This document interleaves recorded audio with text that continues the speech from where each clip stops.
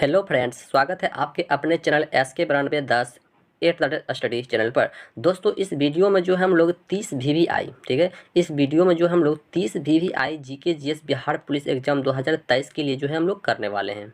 ठीक है, जो भी प्रश्न कराया जाएगा सभी प्रश्न जो है आपके बिहार पुलिस सिलेबस के आधार पर होने वाला है, इसलिए वीडियो को कहीं पर भी स्किप नहीं कीजिएगा। तो चलिए बिना देरी करते हुए हम लोग प्रश्न को स्टार्ट करते हैं। तो पहला प्रश्न है कि क्वाशियोरकर क्या है, कि क्वाशियोरकर जो है ये मेरे शासन ये बीमारी जो है किस कमी से मतलब होती है, ये बताना है। किसकी कमी से जो है ये बीमारी होती है? देखो, ये प्रोटीन की कमी के कारण होता है। देखो, प्रोटीन की कमी के कारण होता है, तो प्रोटीन जो है कहाँ से मिलता है? देखो, प्रोटीन, देखो ये बीमारी जो है इनकी भोजन की कमी के कारण होता है। यदि जब हम भोजन खाएंगे तब जाकर के जो हम लोग को शरीर में जो है प्रोटीन मिलता है। तो प्रोटीन मिलता है ना, कि यदि हम भोजन नहीं खाएंगे तो प्रोटीन नहीं मिलने वाला है। यह बीमारी जो है आपको प्रोटीन की कमी के कारण मिलता है। तो सबसे ज़्यादा जो इस बीमारी में जो मतलब ख्याल रखा जाता है, ये जो है अपना भोजन पर जो है ख्याल रखा जाता है। ठीक है, तो इस प्रश्न का बिल्कुल सही जवाब जो है ऑप्शन नंबर ए हो जाएगा, प्रोटीन। तो वो सभी प्रश्न जो है VVI MCQ प्रश्न है। ठीक है, चलिए अगला प्रश्न है कि अखिल भारतीय किसान सभा के प्रथम सत्र की अध्यक्षता जो है किसने किया था? अखिल भारतीय किसान सभा के प्रथम सत्र की अध्यक्षता जो है यह किसने किया था? देखो, इसकी अध्यक्षता की हम बात कर लें तो इसकी अध्यक्षता जो है स्वामी सहजानंद ने किया है। किसने किया है? स्वामी सहजानंद ने किया है। इस प्रश्न का बिल्कुल सही जवाब जो है ऑप्शन नंबर ए हो जाएगा, स्वामी सहजानंद ने किया है। और पूछेगा कब किया है, तो यह जो है 1936 ईस्वी में किया है, लखनऊ में। ठीक है, लखनऊ में किया है, 1936 ईस्वी लखनऊ में किया है। चलिए अगला प्रश्न है कि बिहार में द्वैत शासन की शुरुआत किस अधिनियम द्वारा हुई है? बिहार में द्वैत शासन की शुरुआत जो है किस अधिनियम के द्वारा हुआ है? बिहार में द्वैत शासन की शुरुआत जो है किस अधिनियम के द्वारा जो है हुआ है?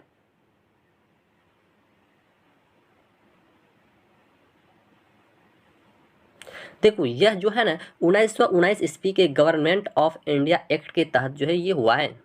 1919 ईस्वी के गवर्नमेंट ऑफ इंडिया एक्ट के तहत जो है बिहार में द्वैत शासन की शुरुआत हुआ है। ठीक है, द्वैत शासन की शुरुआत हुआ है। देखो, हम बात करें तो 1765 ईस्वी में, ठीक है, 1765 ईस्वी में बिहार, बंगाल और उड़ीसा, क्या है कि बिहार, बंगाल और उड़ीसा में इनकी भू राजस्व क्या हो जाएगा? भू राजस्व इनकी वसूलने का अधिकार जो है ये ईस्ट इंडिया कंपनी के पास था।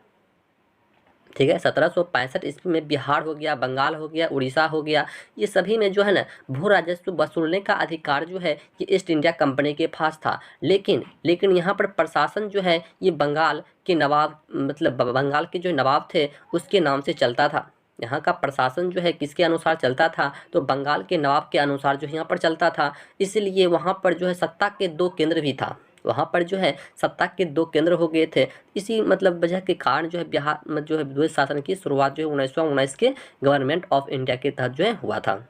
ठीक है, तो चलिए देखते हैं अगला प्रश्न को। चलिए अगला प्रश्न है कि बिहार से अलग कर उड़ीसा को नया प्रांत बनाया गया, यानी कि बिहार से उड़ीसा को जो है कब अलग मतलब किया गया है? बिहार को उड़ीसा से कब अलग किया गया है? बिहार जो है उड़ीसा से कब अलग हुआ है, ये बताना है। बिहार जो है उड़ीसा से कब अलग हुआ है? देखो, बिहार जो है ना उड़ीसा से 22 मार्च 1912 को कब हुआ है? 22 मार्च 1912 को जो है बिहार जो है उड़ीसा से मतलब जो है अलग हो गया था। ठीक है, देखो 22 मार्च 1912 को बिहार हो गया, बंगाल हो गया, उड़ीसा हो गया और असम भी हो गया। ठीक है, असम कानून अधिनियम पारित किया गया था। ठीक है, उस समय जो है एक कानून जो है मतलब पारित किया गया था। उसी समय में जो है 1912 में बिहार उड़ीसा अलग से मतलब क्या हो गया? अलग प्रांत के रूप में पृथक हो गया था। ठीक है, तो इस प्रश्न का बिल्कुल सही जवाब जो है ऑप्शन नंबर ए हो जाएगा। 1912 में जो है बिहार और उड़ीसा दोनों में क्या हो गया था? यानी कि अलग हो गया था। चलिए अगला प्रश्न है कि बिहार में पहला कांग्रेसी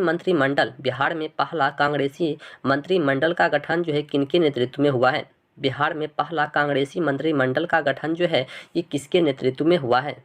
किसके नेतृत्व में जो है ये हुआ है?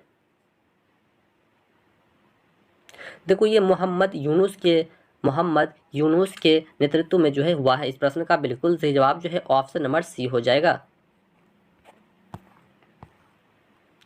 चलिए अगला प्रश्न है कि कांग्रेस सोशलिस्ट पार्टी की पहली बैठक पटना में हुई है। कांग्रेस सोशलिस्ट पार्टी की पहली बैठक जो है ये पटना में कब हुआ है? ये पटना में जो है कब हुआ है? देखो ये 1934 ईस्वी में हुआ है। कब हुआ है? यह जो 1934 ईस्वी में हुआ है। इस प्रश्न का बिल्कुल सही जवाब जो है ऑप्शन नंबर बी हो जाएगा। चलिए अगला प्रश्न है कि जयप्रकाश नारायण किस पार्टी से संबंधित थे? जयप्रकाश नारायण जो है यह किस पार्टी से संबंधित था? जयप्रकाश नारायण जो है यह किस पार्टी से संबंधित था? देखो जयप्रकाश नारायण जो है ये समाजवादी पार्टी से संबंधित था। समाजवादी पार्टी से जो है जयप्रकाश नारायण जो है ये संबंधित था। इस प्रश्न का बिल्कुल सही जवाब ऑप्शन सी हो जाएगा। चलिए अगला प्रश्न है कि वर्ष 1934 में बनी बिहार सोशलिस्ट पार्टी के सचिव थे। वर्ष 1934 में बनी बिहार सोशलिस्ट पार्टी की सचिव जो है ये कौन था? सचिव जो है ये कौन था?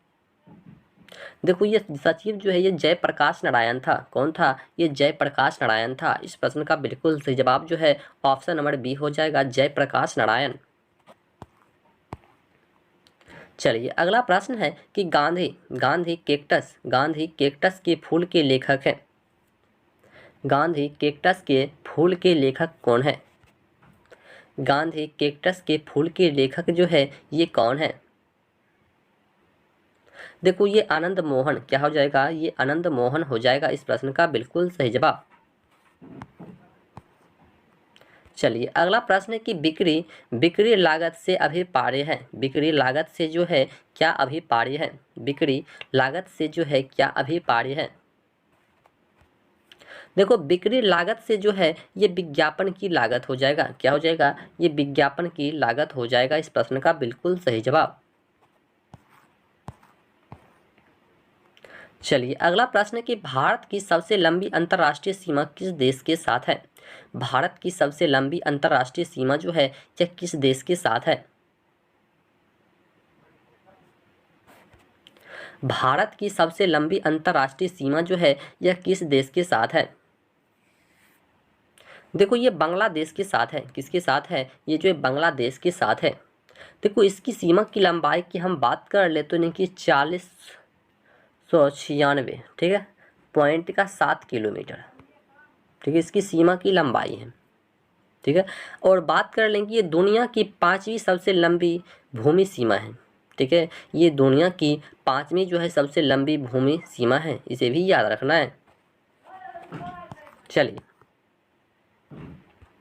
अगला प्रश्न है कि भारतीय संविधान की 10वीं अनुसूची का संबंध जो है किसके साथ है? भारतीय संविधान की 10वीं अनुसूची का संबंध जो है ये किसके साथ है? भारतीय संविधान की 10वीं अनुसूची का संबंध जो है ये किसके साथ है?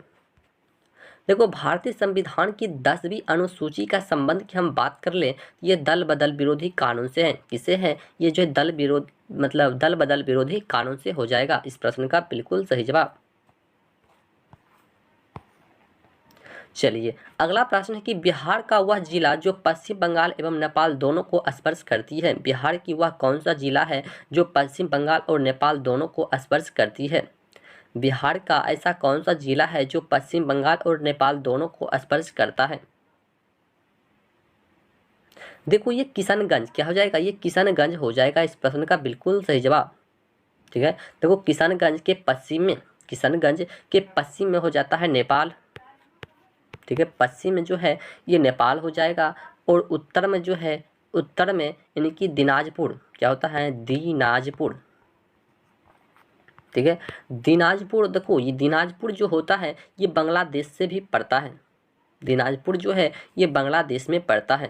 कहने का मतलब जो है ये कहा उत्तर में जो है ये बांग्लादेश के साथ भी साझा करता है, ठीक है, इसे भी याद रखना है।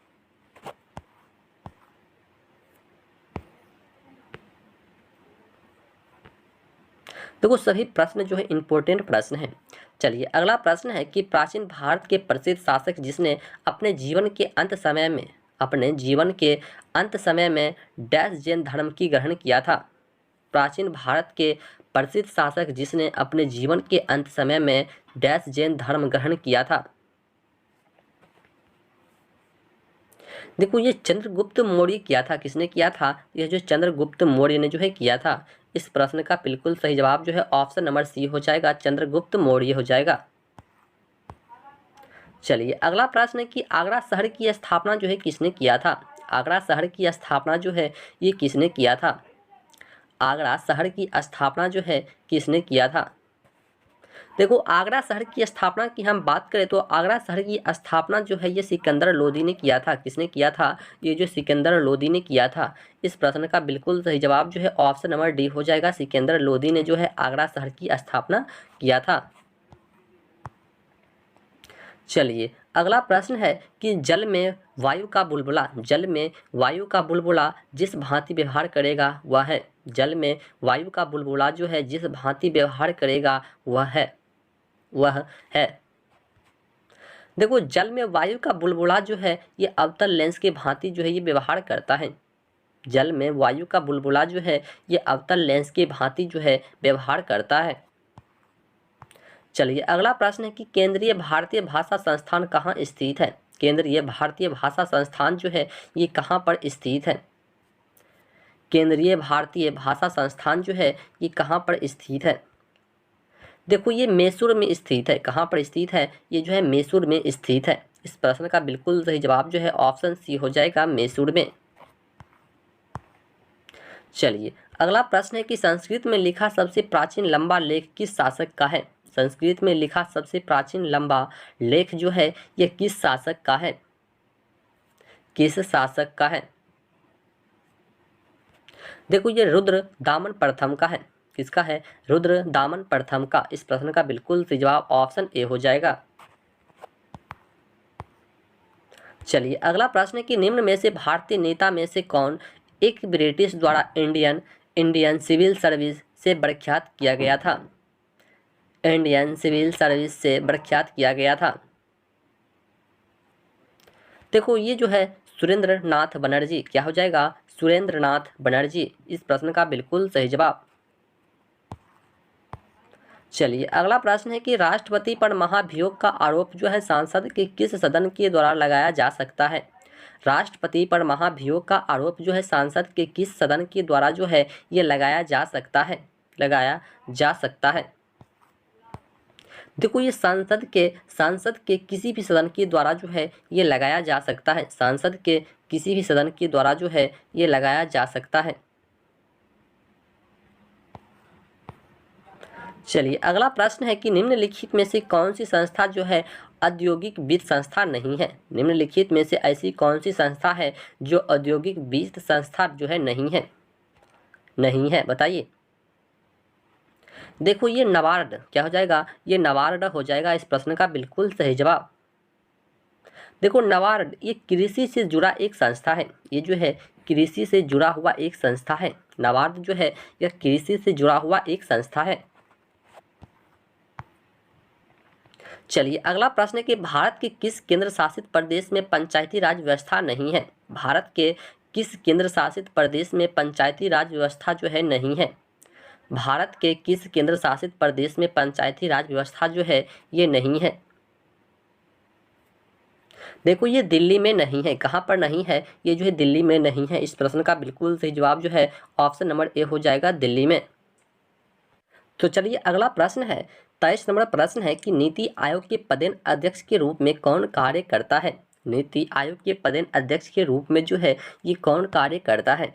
देखो नीति आयोग के पदेन अध्यक्ष के रूप में जो है ये भारत के प्रधानमंत्री जो है ये कार्य करता है।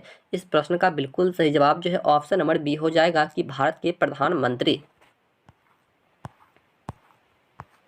चलिए अगला प्रश्न है कि योजना आयोग की स्थापना कब की गई थी? योजना आयोग की स्थापना जो है ये कब किया गया था? योजना आयोग की स्थापना जो है ये कब किया गया था? देखो योजना आयोग की स्थापना जो है ये 1950 ईस्वी में किया गया था। कब किया गया था? ये जो 1950 ईस्वी में जो है योजना आयोग की स्थापना जो है ये किया गया था।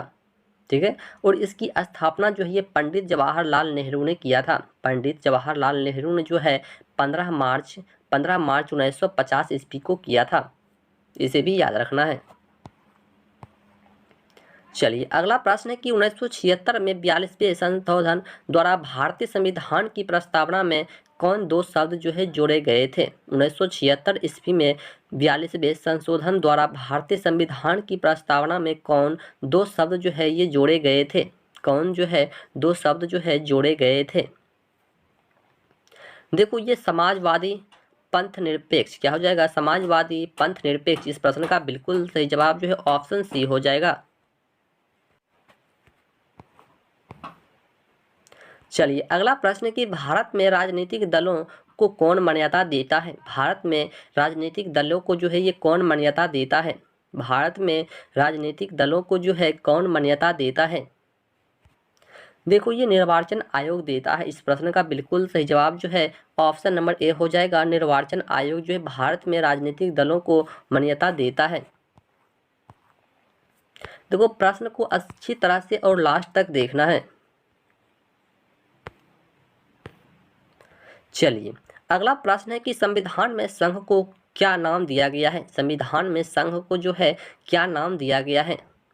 संविधान में संघ को जो है क्या नाम दिया गया है। देखो संविधान में संघ को जो है इंडिया या भारत कहा गया है। संविधान में संघ को जो है इंडिया या भारत कहा गया है। इस प्रश्न का बिल्कुल सही जवाब ऑप्शन सी हो जाएगा। चलिए अगला प्रश्न है कि Bhushan power and steel limited यानी कि झारसुगड़ा स्थित है। झारसुगड़ा जो है ये स्थित है। भूषण पावर एवं स्टील लिमिटेड झारसुगड़ा जो है ये कहाँ पर स्थित है। ये जो है कहाँ पर स्थित है। देखो ये उड़ीसा राज्य में स्थित है। कहाँ पर स्थित है, ये जो है उड़ीसा राज्य में स्थित है। चलिए अगला प्रश्न है कि भारत में सबसे पहले हेलीकॉप्टर टैक्सी सेवा किस शहर में शुरू हुई थी। भारत में सबसे पहले जो है हेलीकॉप्टर टैक्सी सेवा जो है किस मतलब शहर में जो है ये शुरू हुआ था। देखो ये बेंगलुरु में हुआ था। कहाँ पर हुआ था, ये जो बेंगलुरु में हुआ था। इस प्रश्न का बिल्कुल सही जवाब जो है ऑप्शन ए हो जाएगा, बेंगलुरु में। चलिए अगला प्रश्न जो कि लास्ट प्रश्न है कि विद्युत मोटर किस सिद्धांत पर काम करती है। विद्युत मोटर जो है यह किस सिद्धांत पर जो है ये काम करती है। विद्युत मोटर जो है यह किस सिद्धांत पर जो है काम करती है। देखो विद्युत मोटर जो है विद्युत मोटर जो हो जाएगा ये हो जाएगा विद्युत धारा का चुंबकीय प्रभाव पर जो है ये काम करती है। ठीक है, विद्युत धारा की चुंबकीय प्रभाव पर जो है ये काम करती है। हम बात करें कि विद्युत मोटर का कार्य क्या होता है, तो विद्युत मोटर का कार्य होता है कि विद्युत ऊर्जा को यांत्रिक ऊर्जा में यानी कि परिवर्तित करना। क्या होता है, विद्युत मोटर का काम होता है कि विद्युत ऊर्जा को यांत्रिक ऊर्जा में जो है परिवर्तित कर देना।